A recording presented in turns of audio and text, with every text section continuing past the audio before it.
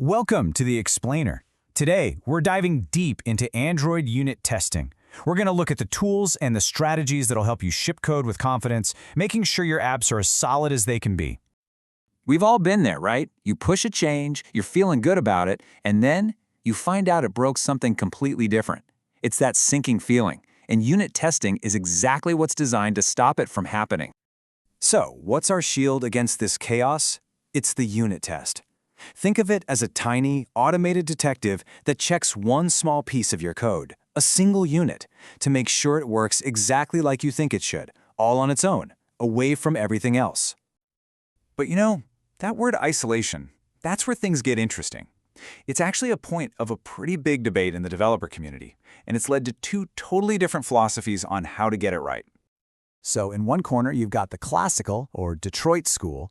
They like to test a unit with its real buddies, its real collaborators.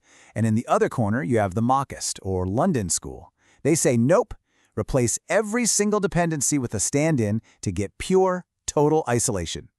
Let's look at the classical approach first. So, when we're testing our bus route class here, we give it a real, actual lines repository. The big advantage? This is a super high-fidelity test. It's almost exactly how these pieces will work together in your real app, so you can catch integration problems way earlier. Now, let's flip that on its head. The mockist approach uses a mock instead of the real thing. The whole point here is to put a laser focus on the logic inside the bus route class and nothing else. The beauty of this is, if this test fails, you know without a doubt the bug is right there in that one unit.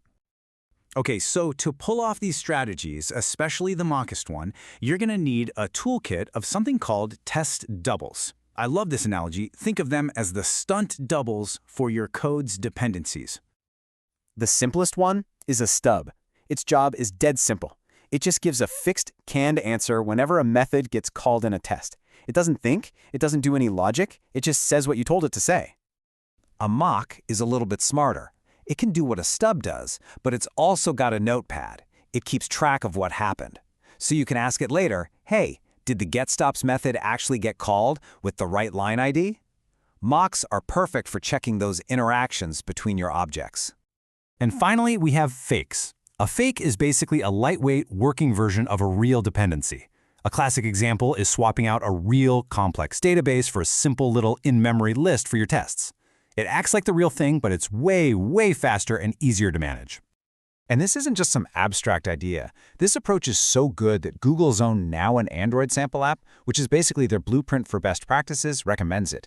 And why? Because fakes test the result, not the exact steps you took to get there. That means your tests are way less brittle and don't break every single time you refactor your code.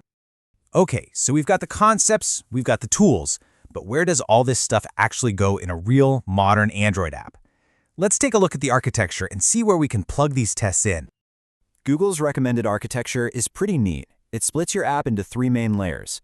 Up top, you've got the UI layer, everything the user sees. Down at the bottom is the data layer, where you get and save all your information. And sometimes you'll have this optional domain layer sitting right in the middle. Let's start at the foundation, the data layer. This is where your repositories live. Unit tests here are absolutely crucial for checking tricky data logic. You can write tests that ask questions like, hey, if the network call fails, does my app correctly pull data from the local cache? Or are we correctly combining information from two different places? Moving on up, we hit that optional domain layer.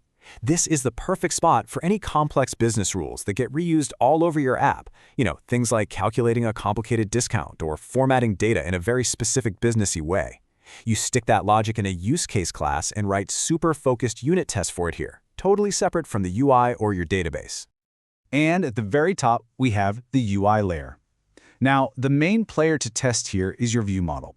You want to be sure that when a user taps a button, or when new data flows in from a repository, that your UI state updates exactly as it should. It's all about making sure the right information is ready to be shown on screen. So let's bring it all home. As we wrap up, what are the big ideas you should really hold on to? What are the key principles for building a solid testing strategy?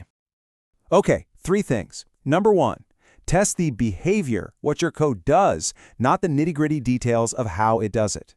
Two, don't just test the sunny day scenario. Test for errors, weird inputs, all those quirky edge cases. And three, your unit tests have got to be fast. Getting that quick feedback is everything for staying in the flow. At the end of the day, unit testing is so much more than just a way to find bugs. It's really a professional discipline.